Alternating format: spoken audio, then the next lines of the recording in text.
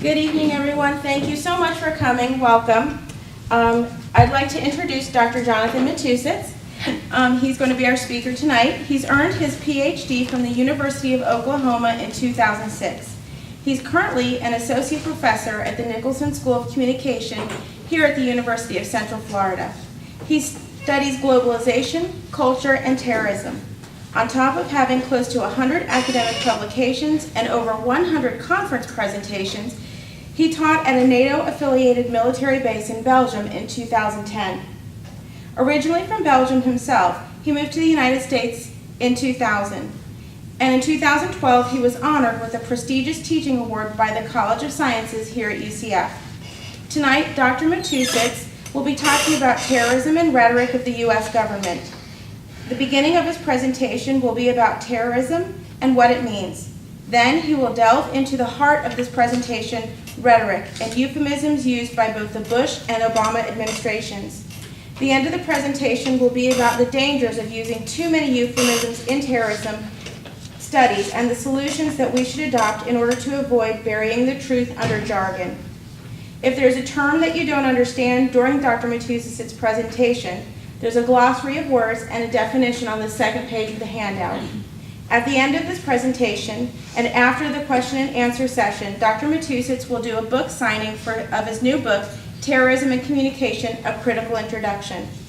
It's 500 pages long and is the first single-author text to introduce how to understand terrorism from a communication perspective, drawing on the full range of communication approaches, including nonverbal, intercultural, mass, political, and visual communication. Thank you. Well, thank you for being here. The class is almost full, and next week is finals week, so I'm talking to all those students. Thank you for being here, and to all the people off campus. Some of them are my friends. Thank you for being here. Now, the word terrorism is about 200 years old. It's not too old. In the grand scheme of things, it's kind of a new word. And the first group of people to use the word terrorism were the French, during a government in France called the Government of Terror. And terrorism was actually the government of beheading people, le régime de la terreur. Ever since the late 1700s, we've had 200 definitions of terrorism. So here's a $64 question. What is terrorism? Well, before I give you a definition of terrorism and before we talk about rhetoric and all that stuff, we need to define rhetoric. We need to define terrorism. There's two guys from the Netherlands, Schmidt and Youngman, and they looked at thousands of definitions of terrorism, and what they did was a content analysis. And what they found, that was in 1988, looking at all the definitions of terrorism, they noticed that in 83% of the definitions of terrorism, the word violence was being used. In 65% of all those definitions of terrorism, the use terror was being used. In about 50% of those definitions of terrorism, the use causing fear was being used. So even though people don't agree as to what terrorism means, we have what we call a definition that most people agree on. So terrorism is the use of fear to create terror for political reasons, and political reasons which include religious and ideological reasons. Today, terrorism is more like asymmetrical warfare. It's war between a weak group and a strong group, between a weak power and a big power, asymmetrical warfare. It's also a war that has no front lines. Unlike the war that we know, there's headquarters and just mechanized units. In terrorism, it's really a war without front lines. But today's presentation is not just about terrorism, that was last presentation. Today's presentation is about the response from our government, from the Bush administration and from the Obama administration, through rhetoric. See, rhetoric means persuasion. It's the art of communicating efficiently. It's the use of truth or propaganda. When rhetoric is truthful, you call that argumentation. You try to defend your position. There are no lies, no untruths. It's kind of rare. In every country, as we know, most governments lie. especially in this country when it came to trying to portray terrorism. Of course, bad rhetoric is propaganda. See, propaganda means intentional deception, intentional deceptive communication. If it's a whole bunch of hogwash, if it's pure lies, you call that black propaganda, which means that it's entirely false, it's inaccurate. There's a lot of cherry picking. See, cherry picking is a metaphor. You go to your garden, you're going to pick the best cherries. I like this one, I like that one. Or card stacking. You're just a cheat when you play cards, and I want to keep this one. So cherry picking or card stacking means focusing on certain facts and ignoring a lot of different facts. Now, if you're talking to an audience, you're just communicating to an audience, you're lying to them, but to the audience it's not clear, at face value, it's not clear that you're lying. We call that gray propaganda. So it's a gray area. The government must have great communicators that use play on words. They're good sophists. See, sophism was invented in ancient Greece, and of course sophism today, that would be the great lawyer, the great communicator in court, and will just convince you, O.J. Simpson got away. You know what I mean. So sophism really means lying, professional lying. So that would be gray propaganda. Well, I'll give you a few examples from the Bush administration, and I will give you a few examples from the Obama administration. And then we'll have a conclusion, and we'll just list the dangers to avoid. In October of 2001, right after 9/11, everybody was chasing their tails. 9/11 had just happened, 3,000 people died. So the administration had to find strategies just to convince the American people that we had to go to war. And there is a famous address that our President Bush, gave in October of 2001. It's the address in front of Joint Congress. So the 2001 address in front of Congress. And in a 25-minute speech, President Bush used the term free and freedom 27 times. From 2002 to 2006, there were 5 State of the Union addresses. President Bush used the word unemployment 3 times, education 11 times, and terrorism 122 times. So what does that mean? We focus on certain facts and we ignore many facts. That is an example of rhetoric. It's using propaganda. Now, propaganda is not necessarily bad, but it's not focusing on what should be focused on. It's the main idea. See, there is a practice of rhetoric called repetition, argument by repetition, or argumentum ad antiquitatem, or argumentum ad nauseam. They all mean the same thing. It's using loaded language. You will repeat the same phrases and the same words over and over again, so that they're going to be planted on people's brains and stuck on people's minds. And people will be convinced to go to war, and to take actions, and to take up arms, and to go overseas, and to go to war. Well, let me talk about rhetoric for a moment before I keep talking about the administration. When a government responds to you after an attack, the government can respond by using rhetoric in 3 different ways. You have what we call the rational mode of rhetoric, you have the legal mode of rhetoric, and you have the emotional mode of rhetoric. The rational mode of rhetoric means that the government is not lying, the government is not overreacting or underreacting. The government will make sound decisions based on logic. So we have 19 hijackers, most of them came from Saudi Arabia. We have this, we have that. You have a list of facts. So it's an unemotional attempt at looking at things. It's rational, logical. The legal mode of rhetoric is not so much about using logic, but it's about going to court. Let's prosecute bin Laden. Let's call that attack, not a terrorist attack, let's call that a crime. I remember Ron Paul, when al-Awlaki was killed last year. Al-Awlaki was in Yemen. He was a U.S. citizen, but he was a member of Al-Qaeda. And a Predator drone killed al-Awlaki. Well, most of us were happy. He was a very bad guy, and he wanted to attack the United States. Of course, Ron Paul is very legalistic, and he was using the legal mode of rhetoric. We should have prosecuted al-Awlaki instead of killing him. That would be an example of the legal mode of rhetoric. And then you have the emotional mode of rhetoric. Something that should be avoided It's that idea of loaded language using sophism, pathos. See, pathos is the attempt at convincing people based on emotions, using emotional phrases, emotional expressions, just persuading people through feelings and all kinds of emotionalities. Strategic communication. It's the main idea.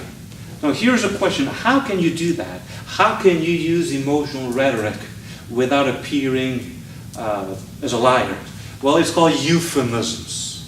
And this is the core of communication. See, a euphemism is a bad word, a bad phrase that's being replaced by something that sounds nice. For instance, we're not going to call them cripples, we're going to call them physically challenged. That would be an example. We're not going to call them large or fat, we're going to call them horizontally challenged.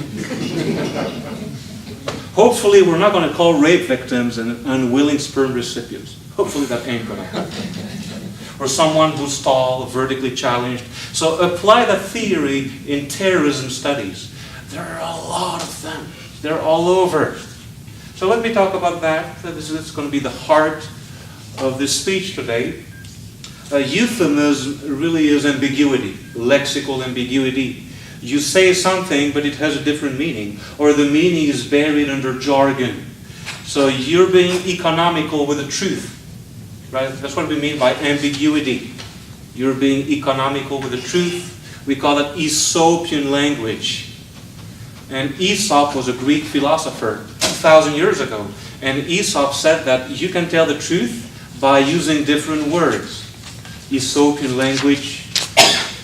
Churchill, Winston Churchill, 70 years ago, would call that terminological inexactitude, referring to the Nazis. A lot of governments would not identify the Nazi regime as a threat. So they would circumvent the truth, what we call communication bypass. Well, the Nazis were a threat. Churchill was one of the few leaders to face up to Nazism and to call people just to take up arms and fight the Nazis. He would call that terminological inexactitude. That's the main idea. Well, just like we have the F-bomb, we have the S-word, we have the N-word, we have BFF, BF, and all the things that students taught me, we also have the T-word. We're not supposed to use the word terrorism. That's offensive. Hi, you're breaking my ears. We're supposed to say the T word. Is that true? Yes. I'll give you an example. Something that happened 3 years ago. If you remember, there's a town in Texas where you have Fort Hood. There's a military center, Fort Hood. And there was the Fort Hood massacre. And the Fort Hood massacre in November of 2009, so it's exactly 3 years ago, there was an officer who was a Muslim, Major Nidal Hassan. Okay? It is clear that he killed people based on Islam. We know that because he said Allahu Akbar, Allah the greatest, and then he killed 12 people, including a pregnant woman. Instead of calling this terrorism or a terrorist attack, a terrorist incident, radical Islam, Islamism, all those words were just buried under jargon. And what jargon? Workplace violence. Workplace violence. There is a Grand Canyon, a world of difference between terrorism and workplace violence. But everything was just chalked up to workplace violence. Or a radical killer, or a killer. I'll give you another example in London. This happens not just here, but across the Atlantic Ocean. In London, you may remember 7/7. So that was the English 9/11, we had 9/11, and in Britain you had 7/7. On July 7th, 2005, you had Al-Qaeda that had four suicide bombers on 4 double-decker buses and or subways, killing 56 people. And again, the motive was just rooted in Islam. And in the press, the BBC would not even call that terrorism or Islamism. More like radicals and killers. Gordon Brown became the Prime Minister of England in 2009, and he pushed that just tendency of avoiding using terrorism and Islamism even more. So it has become a global trend, and that's why I'm here giving a speech. And we need to use plain language. There's clear communication, transparency. And if you use plain language, they're going to call you a hater. So if I call 9/11 a terrorist attack, they're going to call me judgmental. Am I? Well, according to the press and the world media, I would be. Don't you agree that's a terrorist attack? Oh, they're just killers. Well, they're more than killers. They were just motivated by terrorism. 19 hijackers and all the people behind. That's the main idea. What about the victims? We don't have any deaths anymore. We don't have any civilian deaths. We have collateral damage. You may have heard of collateral damage, which refers to all the people who were killed. And that was not the intention of killing those people.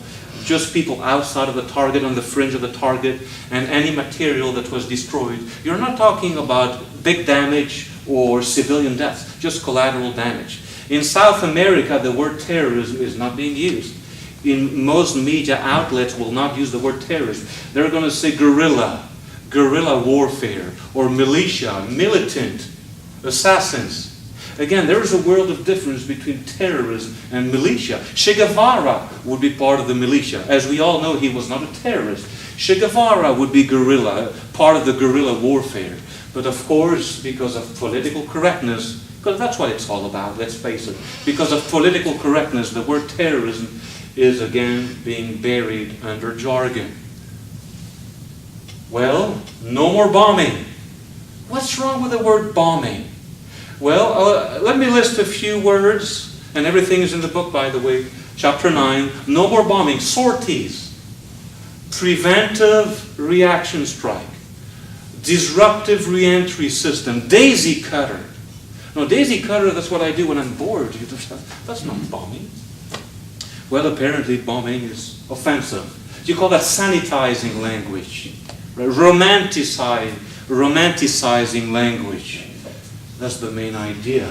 Now, what is the effect on people? Well, people come away with less fear. Everybody becomes desensitized to terrorism. There's a lack of understanding on their part. So it's dangerous to do that. No more killing. No, the word killing is not offensive. If a terrorist kills another person, you call that killing. Nothing wrong with that. Yes, according to the media, killing is offensive. The CIA doesn't kill anymore. They neutralize people. They depopulate people.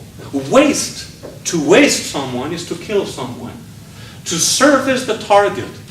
Service, see, that's when I get my car fixed. To service the target. Wet work.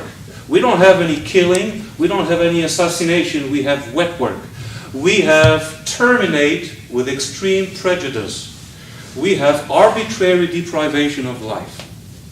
If you happen to kill one of your comrades, and you could see that in the movie Born on the 4th of July, Tom Cruise, and Tom Cruise, of course, killed one of his comrades. He admitted to it. What do you call that? Do you call that friendly fire? Because killing one of your comrades is too offensive. So as you can see, the word killing, again, is buried under jargon, political correctness. The Nazis were the first ones in modern history to bury everything under jargon so they could get more support. For instance, when you send Jews, on a bandwagon to the death camps, it would be called return unwanted. That's what you call return unwanted. Or you would call it special treatment. Now you're using the opposite meaning, special treatment. Or the final solution. See, the final solution refers to the killing of everybody that was deviant. The Jews, the Gypsies, the political opponents. The word genocide was not being used, ethnic cleansing. See, return unwanted to me, that's when you give me a Lindsay Lohan CD. I don't want it, return unwanted. Well, let me continue here on that subject. Very important. And let me talk about the Bush administration for a moment, and then I'll talk about the Obama administration. In 2005, when President Bush was re-elected, his approval rate in the polls was decreasing because of the global war on terror, GWOT, the global war on terror. So he decided to change that term to global struggle against violent extremism. That was still offensive. It got stuck on people's minds. It was sticking with them. So it became global counterinsurgency. Those countries that were harboring terrorists, they became rogue nations. Of course, all countries joining forces against the US, the axis of evil. And we had no civil war anymore. No more civil war, sectarian conflict. Now, sectarian conflict is more like conflict in a fraternity. You know, the two sides, we want a new president. That's what we mean by sectarian conflict, because the word civil war apparently is too offensive. And I can continue on and on and on. The word torture, as you know, was a word that people attached to the Bush administration.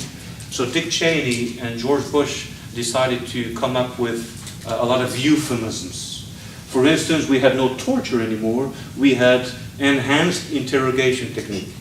Or we had an alternative set of procedures. We had counter-violent strategy. We had pride and ego down.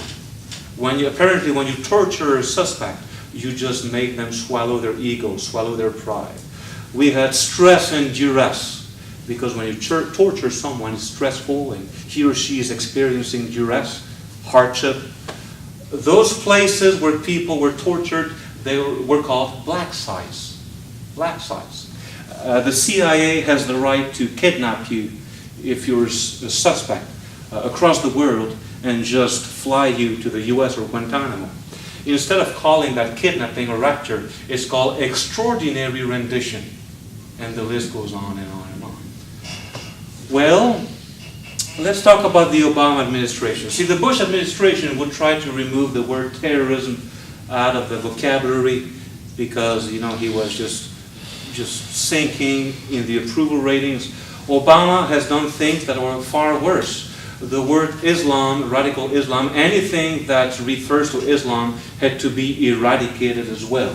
I mentioned to you the Fort Hood shooting, Nida al-Hassan. Well, that was the byproduct of the Obama administration. So it's not just the word terrorism that should go away, that should become the T word, it's also the word Islam.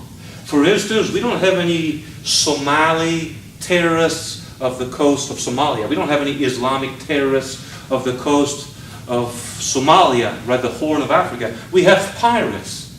When I hear the word pirate, I think of Johnny Depp. To me, that's a pirate. I don't think of a terrorist, but of course, Islamic terrorists using ships too offensive, the word pirate. Or we don't have any people who are terrorists. We have outliers. The word outlier comes from statistics. If everybody has a B on an exam, someone has a 98% or a 45%, that person would be an outlier. It comes from statistics. So they took that statistics term and used that to refer to a terrorist. So we don't have any terrorists anymore, we have outliers. We don't have any global war on terror. We don't have any terrorism under this administration. We have overseas contingency operations or violent extremism. See, it's really about sanitizing language. There is a theory of communication called the Sapir-Whorf hypothesis. And according to Sapir and Whorf, back in the 1920s and 30s, if you manipulate language, you manipulate people. If you manipulate people, you reach your goals. See, the use of euphemisms is not just about reaching political goals. It's about manipulating an entire society. If you manipulate language in a community, you manipulate society. We call it speech act theory or speech code theory. Under speech code theory, you tell people how to think, you tell people what to do and what to say, and the rules that govern what people should say, what they should do, through language. And of course, if all media agree that the word terrorism should go, people will just be manipulated unless you read just the literature on a subject on a daily basis, then you know what's going on. So it's a phenomenon that has plagued not just the US, the entire world. And we'll get there when we talk about the world community at the end of the speech. Let's talk about the United Nations. And the United Nations has a lot of euphemisms because the word war is offensive. What is wrong with the word war? I have no problem with it. I'm sure most of you have no problem with the word war. Well, for the United Nations, the word war is problematic. So instead of using war, they're going to say peacekeeping, peacemaking, peace building, peace enforcement, peace. Everything should be shattered in pieces. That's what I think. We don't have any military intelligence. Now, the word military intelligence is too militaristic. We have information. We don't have any battalion of tanks or mechanized battalion. We have protected unit. See, what I'm referring to is not just communication bypass, it's called doublespeak. You use a word that means something completely different. It's like looking at an old man. Look at this man, Dan. He's 90 years young. Huh, you're not going to say that.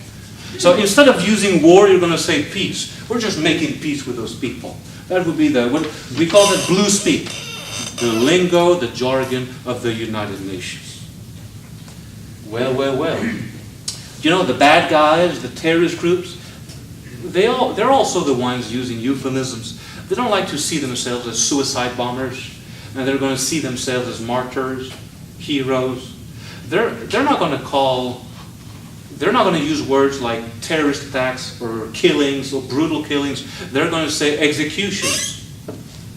They're not going to see themselves as terrorists. They're going to see themselves as political prisoners or prisoners of war. The IRA would never use the word terrorism. They would use the term a military war of operation. Because warning is better than threat. And communique is better than propaganda. But of course, we're not too concerned about the terrorist groups. We're concerned about our media. And I'm sure a lot of our professors and our administrations sanitizing language. That's our main concern. Things that should change. So what are the effects and what are the solutions? Well, the effects are that people just get manipulated. They get desensitized. They will lower their guard. They will just lack understanding of the whole problem. When you keep people in the dark, in obscurity, you call that obscurantism. See, obscurantism is the practice of keeping people in the dark, preventing people from knowing the truth or the full details of an issue. It's really restricted knowledge. But there is a better term. If you look at the outline of the second page, it's a term that's rarely used, but it really captures the essence of the speech. It's glossocracy. GL, glossocracy. And glossocracy, coming from Greek, means power through language, power of the tongue. It's like that novel 1984. If you tell people how to think, you tell people what to say and how they should say it, you control the people. So glossocracy is really about communication bypass, doublespeak, semantic shift. Word tampering, you just interfere, you tamper with words. There is a big difference between communication and information. Information is one way. That's what our media and our government do. They just tell you this is what it should be. Communication is two-way. That's communication. That's what it should be, communication. A mutual understanding based on facts. A co-construction of reality. That's what communication is all about. We call that the plain language movement. Natural language. Plain language. Clear. So the solutions, so we have the plain language movement, we have semantic transparency. There's nothing wrong with the words terrorism, war, killing, torture, suicide bombing. Nothing wrong with that. Of course, the powers that be have an agenda, and they do not like to use those terms. There's something called language game. It's actually with a hyphen, language game. And language game refers to the rules of language. The rules of language that everybody should agree on. So after 200 definitions of terrorism, finally, most scholars agree on one definition of terrorism. The use of fear to cause terror for political reasons. How about we do the same for everything, about everything in life, using language games? Ludwig Wittgenstein, and Wittgenstein was actually Adolf Hitler's classmate. That's another story. But he was a good guy. He was Austrian. He was born in 1889, like Adolf Hitler. But he was a great philosopher, and he used a term called clear communication. Universal pragmatics in the outline, universal pragmatics. Communication should be clear for everybody. Don't beat around the bush. Don't use euphemisms. Just focus on reality. There's another philosopher, an American one, Paul Greece, and the Grecian maxims. Communication is great when it's based on 4 principles. The principle of quality, quantity, relation, and manner. Quality, be truthful. Quantity, don't use 20 words for 1 word and don't be too concise. Relation, focus on the topic, don't try to digress, to deflect attention away from the issue. And manner, be clear. No obscurantism, no glossocracy, be clear. Quality, quantity, relation, manner. That would be proper communication. Semantic transparency. Is that happening? No. And let me finish on this. It's going to take 15 to 20 minutes. Very important. But of course, today, a lot of the media tend to be one way. It's not universal. They tend to follow one trend, one political view. And there's a theory, 2 theories that talk about that. The first theory is called dialogue among civilizations. And dialogue among civilization is the idea that the word terrorism is too offensive. We will never have global peace if we use the word terrorism in lectures. We will never have global peace if we use the word war or killing in the media. So we have to avoid the truth in order to reach global peace. So you call that dialogue among civilizations. So, where is my 12-string guitar, sung by Eric Clapton? I'm going to sing Kumbaya around a fire. Where can I do that? All you have to do is fly to Canada. Canada 2 years ago passed a law. If you criticize any religion, even though you're telling the truth about that religion, Islam, Buddhism, Christianity, you criticize any religion publicly, you get fined. You refuse to pay the fine, you go to jail. In Canada, there's no free speech. Very little. That would be an example of dialogue among civilizations. And that policy was actually pushed not just by imams, Islamic preachers, by Baptist pastors, by Presbyterian pastors, everybody from all faiths. So it was like a national decision in Canada. We're not to that point. We haven't reached that point here yet. May it happen. I'm sure you're going to ask me that in the Q&A session. Another theory that talks about that theme is called global opinion theory. Unfortunately, a lot of media outlets, not just CNN or the BBC, across the world, a lot of media organizations have agreed to avoid using the term terrorism because countries need to join the United Nations, they need to join forces not to be excluded. So we call it global opinion theory. The idea that all countries should agree on avoiding words like terrorism, they should agree on global peace. So the world becomes a unit, like an international unity, global unity, the world as one. So you have moral components like avoiding bad words, everybody agreeing on same-sex marriage and the like. You have the pragmatic component, every government passing laws, it becomes pragmatic. See, in Greek, pragma means concrete thing. So the pragmatic component means that the moral component is being reflected in new laws and new policies. So all governments agree to pass laws against Islamophobia. If you say anything bad about Islam, you're an Islamophobe. You're a hate monger. If you say anything bad about a religion, even though you're telling the truth, you're a hate monger, you should be fined. That would be the pragmatic component. Then you have the world as a unit. The nation's image.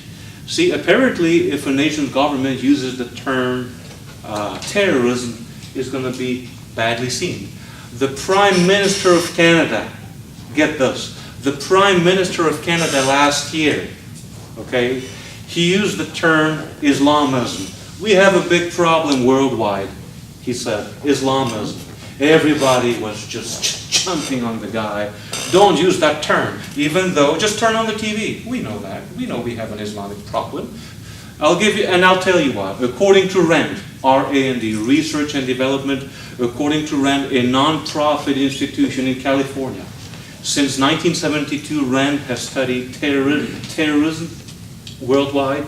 The #1 institution on terrorism is RAND. According to RAND, from 2000 to 2010, 96% of the victims of terrorism were victims of Islamic terrorism, 96%. So, of course, the Prime Minister of Canada was just using facts about terrorism today and calling, just referring to the situation as a truthful situation. It's Islamism. Of course, everybody was just hammering on the guy. So going back to global opinion theory, the nation's image has to do with the avoidance of terms like terrorism and war, and instead using euphemisms and again burying the truth under jargon, sanitizing language. Another and the last component of global opinion theory is the threat of isolation, the fear of being isolated. If a government refuses to comply, to jump on the bandwagon, that government will be isolated from the international community.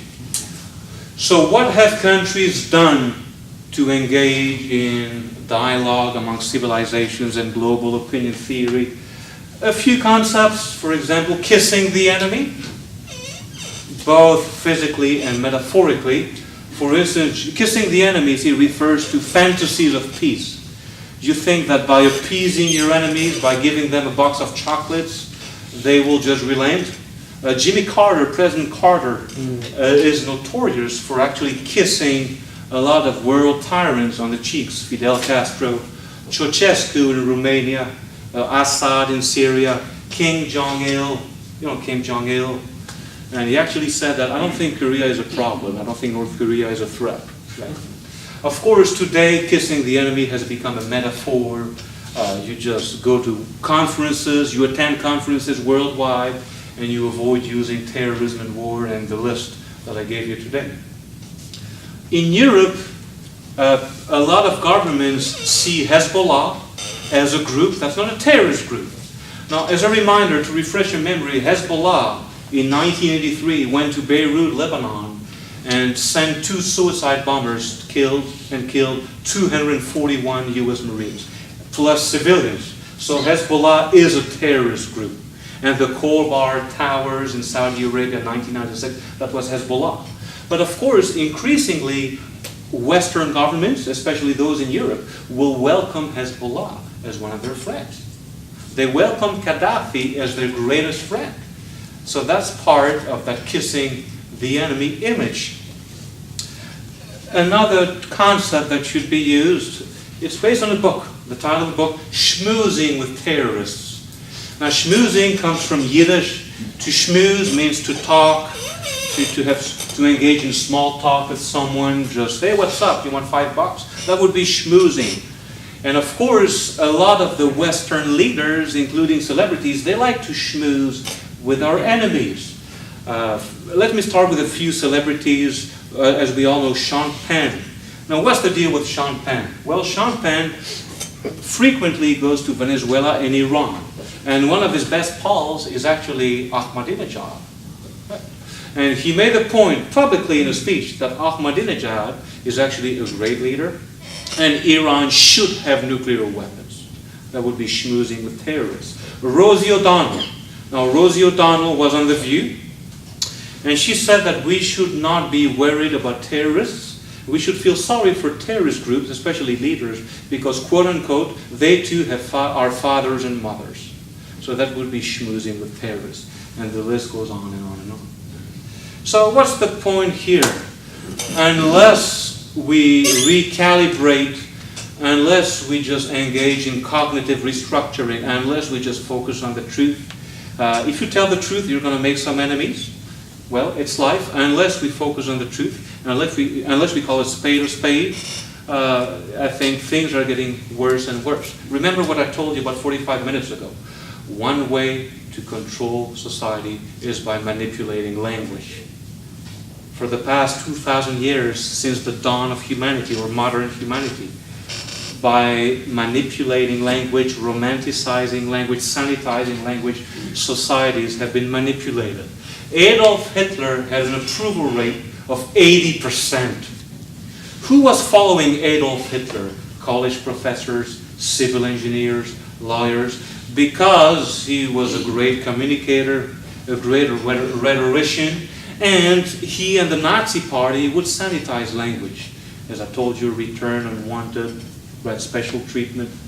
So starting with college professors, unless we focus on the truth, unless we get rid of political correctness, euphemisms in one way or another will just weaken a society like ours, Western civilization.